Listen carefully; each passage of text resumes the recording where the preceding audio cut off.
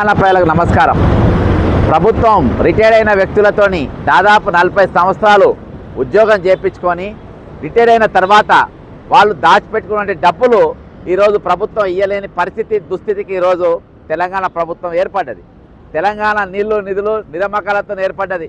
మన నీళ్లు మనకే, మన నిధులు మనకే, మన పైసలు మనకే, ఆత్మగౌరవ తెలంగాణ, మిగిలిన బడ్జెట్తో తెలంగాణ అని చెప్పిండ్రు. ఆనాడు ఇదే సెక్రటరియట్కి వెళ్ళి ఇదే ట్యాంక్ బండ్ దగ్గర ఉద్యోగులతో మిలియన్ మార్చ్ అని చెప్పి మరి సకల జిల్లా సమ్మె అని చెప్పి మరి ఆ రోజు మొత్తం కర్ఫ్యూ వాతావరణం ఏర్పరిచి ఒక పెద్ద ఉద్యమమే చేసి దాదాపు ఈ తెలంగాణ రాష్ట్రం కోసం 1200 మంది విద్యార్థులు తమ ప్రాణాలు బలిగా ఇచ్చిండ్రు. మరి ఇవాళ మిగిలిన బడ్జెట్తో ఏర్పడ్డ తెలంగాణ ఈరోజు గొప్ప తెలంగాణ, ధనిక రాష్ట్రమైన తెలంగాణలో ఈరోజు ఈ భారతదేశం మొత్తంలో మరి జీతాలు ఇవ్వలేని పరిస్థితి, పిఆర్సీ ఇవ్వలేని పరిస్థితి, ఈరోజు 6 డిఏలు ఇవ్వలేని పరిస్థితి, చిట్ట చివరికి రిటైర్మెంట్ అయినటువంటి వ్యక్తులకు ఇవ్వాల్సిన బకాయిలు కూడా ఈరోజు చెల్లించడంలో ప్రభుత్వం పూర్తిగా విఫలమైపోయింది. దానికి ఇది ఆడిట్ రిపోర్టు. ఈ ఆడిట్ రిపోర్టు నేను కలెక్టర్కి ఇచ్చిన, చీఫ్ సెక్రటరీకి ఇచ్చిన, ఈరోజు ప్రతి ఒక్కరికి కూడా ఇవ్వడం జరిగింది. అయినా కానీ 16,841 కోట్ల రూపాయలు మరి మంజూరు అయినప్పటికీ ఇప్పటి వరకు కూడా వాళ్ళ పైసలు ఇవ్వలేదు. ఈ పైసలు మొత్తం దారి మరలినాయి, ఎటు దారి మరలినాయి. మిస్ వరల్డ్కి ఈ పైసలే వాడినరు, విదేశీ పర్యటనకి ఈ వాడినరు, సౌత్ కొరియాకు ఈ పైసలే వాడినరు, ఏ దేశం పైన ఇవే వాడినరు. లాస్ట్ నిన్న దినాన ముఖ్యమంత్రి గారు ఫుట్బాల్ ఆడడానికి మరి MCHRDలో గ్రౌండ్ కట్టుకున్నారు 5 కోట్ల రూపాయలతోని, అది కూడా ఈ పైసలతోనే వాడినరు. కాబట్టి ఈరోజు వీళ్లకు ఎట్టకేలకు గవర్నర్ గారి ఇంటి ముందు పోయి నేను నిరసన తెలిపితే, ఉద్యమం చేస్తే, మరి అక్కడ 3 సార్లు పిటిషన్ ఇచ్చినా ఇక్కడ దిక్కులేదా అని చెప్పి నేను గొడవ చేస్తే 707 కోట్లు రిలీజ్ చేసినామని చెప్పేసి మరి బట్టి విక్రమార్క గారు స్టేట్మెంట్ ఇచ్చిండ్రు. తీరా చూస్తే ఇప్పుడు ఉద్యోగాలు ఉన్న వారికి కొంతమంది వారికే GPF ఇవ్వడం జరిగింది. మరి 6 డిఏలు ఇవ్వలేదు. మరియు ఇవాళకి రిటైర్మెంట్ అయిన వాళ్ళకు ఎవరు కూడా ₹1 కూడా రాలేని పరిస్థితి. అంతేకాకుండా కంటెంప్ట్ కేసు ఉన్న వాళ్ళు పైసలు పడ్డాయని పుకారు లేపిండ్రు. ఈరోజు కంటెంప్ట్ పడ్డ వాళ్ళకు కూడా పైసలు రాలేదు. కానీ ఈరోజు టీజేఏసీ, మరి ఆ తెలంగాణ జేఏసీ, మరి TNGOలు, TGOలు అందరు కూడా సంబరాలు జరుపుకుంటా ఉన్నారు. ఈరోజు ఇప్పటి వరకు మీరు ప్రభుత్వానికి ఎక్కడ కూడా చెప్పలే పరిస్థితి. ఈరోజు నేను వేరే గత్యంతరం లేక ఈరోజు న్యాయ నిపుణులతో చర్చించి మరి the principal account general ANG మరి AG తెలంగాణ వారికి ఈరోజు నేను కంప్లీట్గా chief secretary, finance secretary, governor గారికి ఇప్పటి వరకు ఇచ్చిన పేపర్లన్నీ కూడా వాళ్ళకి ఇచ్చి మరి రిప్రజెంటేషన్ ఇవ్వడం జరిగింది. దీనిపైన మరి వీళ్ళు ఖర్చు పెట్టిన అని చూపించినటువంటి కాగ్ రిపోర్ట్ల పైసలు ఎక్కడ డైవర్ట్ అయినాయి, ఎవరెవరికి పంపిణీ చేసారు, దీని మీద ఆడిట్ చేయాలని చెప్పేసి ఈరోజు నేను రిక్వెస్ట్ చేయడం జరిగింది. ఎవరికి? PAG ప్రిన్సిపల్ జనరల్ గారికి ఈరోజు నేను నివేదిక ఇవ్వడం జరిగింది. దీని మీద పూర్తి విచారణ జరగాలి. ఈరోజు శాంక్షన్ అయినటువంటి పైసలు ఈ సంవత్సరానికి గాను 11,641 కోట్లు అయినాయి. గత సంవత్సరం 16,841 కోట్ల రూపాయలు శాంక్షన్ అయినాయి. కానీ ఈ పైసలు మొత్తం ఎక్కడికి పోయినాయి? దీనిపైన ఎంక్వైరీ చేయాలి, దీని మీద ఆడిట్ జరగాలని చెప్పేసి ఈరోజు నేను ఆడిట్ ఆఫీస్లో, ఈరోజు ప్రిన్సిపల్ ఆడిట్ ఆఫీస్లో నేను కంప్లైంట్ చేయడం జరిగింది. అంతేకాకుండా ఈరోజు చీఫ్ సెక్రటరీ ఇప్పటి వరకు మరి రిటైర్మెంట్ అయినటువంటి వ్యక్తికి ఈరోజు ఆయన సర్వీస్ కొనసాగిస్తూ 6 నెలలు ఇచ్చిండ్రు. దేనికోసం ఇచ్చిండ్రు? ఈరోజు కోఆపరేటివ్ సొసైటీలు క్రియేట్ చేయాలి, ఈరోజు ఆ కార్పొరేషన్లు క్రియేట్ చేయాలి, దాని మీద లోన్లు చేయాలి, తెలంగాణను అమ్మాలి. ఈ పని తప్ప ఏ పని లేదు. ఇప్పటిదాకా తెచ్చినటువంటి అప్పులతోని ఇవాటికి ఒక PRC ఇవ్వలేదు, 6 డిఏలు పెండింగ్, రిటైర్మెంట్లో పైసలు ఇవ్వలేదు.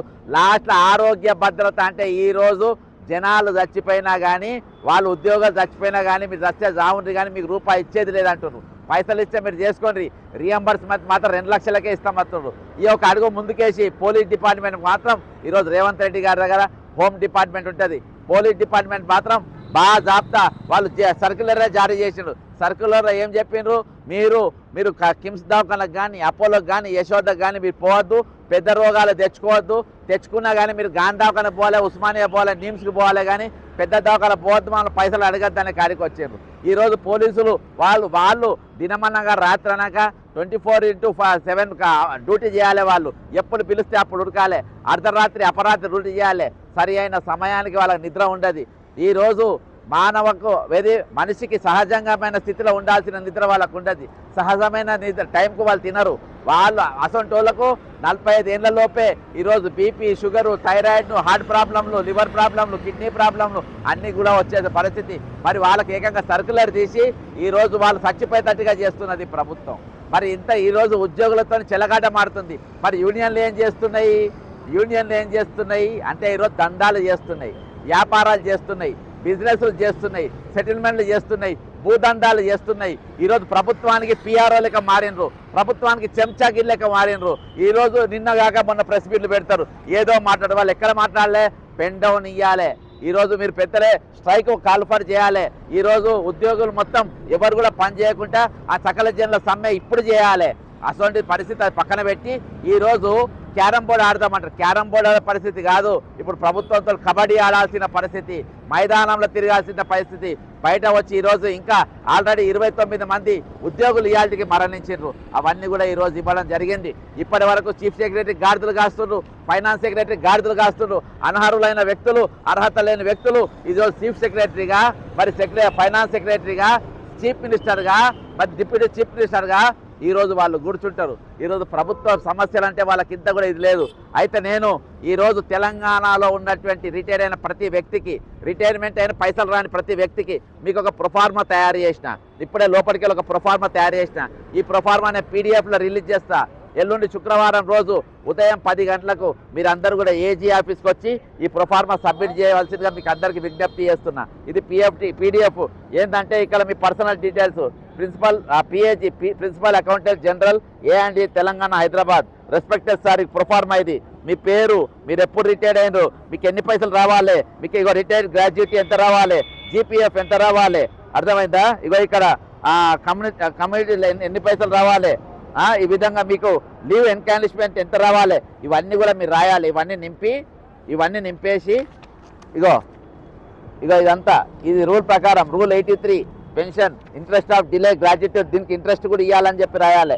ఇగో ఇట్లా ఫైనల్ విత్డ్రా ఆఫ్ రిటైర్మెంట్, మళ్ళీ ఇంట్రెస్ట్ డిలేడ్, ఇవన్నీ కూడా మీరు ఫామ్ మొత్తం నింపి ఎల్లుండి పొద్దుగాల తెలంగాణలో ఉన్న రిటైర్మెంట్ అయిన వ్యక్తులందరూ కూడా ఎల్లుండి ఏజీ ఆఫీస్కి వచ్చి ఈ ఫాము నింపి లోపల ఇవ్వాల్సిందిగా నేను విజ్ఞప్తి చేస్తున్నా. ఇది పిలిపిస్తున్న రాష్ట్ర వ్యాప్తంగా రిటైర్మెంట్ అయ్యి డబ్బులు రానటువంటి వారు, మరి రిటైర్మెంట్ అయ్యి వాళ్ళు చనిపోయి వాళ్ళ కుటుంబస్తులైనా సరే మీరు ఈ ఫామ్ తీసుకొని మీరు ఇది సాధ్యమైన షేర్, ఈ వీడియో కానీ ఈ ఫామ్ కానీ సాధ్యమైనంత వరకు మీరు షేర్ చేసి ఈ ఫామ్ను మొత్తం అందరు కూడా తీసుకొని శుక్రవారం రోజు ఇక్కడికి రావాల్సిందిగా విజ్ఞప్తి చేస్తున్నా. ఇక్కడ వీళ్ళకి ఇచ్చి మీకు రిటైర్డ్ అయిన పైసలు కానీ, ఈరోజు GPF కానీ, రిటైర్మెంట్ గ్రాట్యుటీ కానీ, కమ్యూటేషన్ కానీ, లీఫ్ ఎన్కాష్మెంట్ కానీ ఈరోజు రాని అమౌంట్ మొత్తం ఇలా ఈ ఫామ్ మొత్తం 3 పేజీల ఫామ్ ఉంటుంది. ఇది ప్రింట్అవుట్ తీసుకొని నింపి సంతకం పెట్టి ఇక్కడ తీసుకొని రావాల్సిగా నేను విజ్ఞప్తి చేస్తున్నా. రాష్ట్ర వ్యాప్తంగా ఉన్న రిటైర్మెంట్ ఎంప్లాయీస్కి మొత్తంకు ఇది నా పిలుపు. మీరు ఎల్లుండి ఏజీ ఆఫీస్కి ఉదయం 10:30 వరకు వచ్చి మీరు ఇవ్వాల్సిన డాక్యుమెంట్స్ ఇక్కడ ఇవ్వాల్సిన కోరుకుంటూ సెలవు తీసుకుంటున్నా. జై తెలంగాణ, అమరవీరులకు జోహార్లు.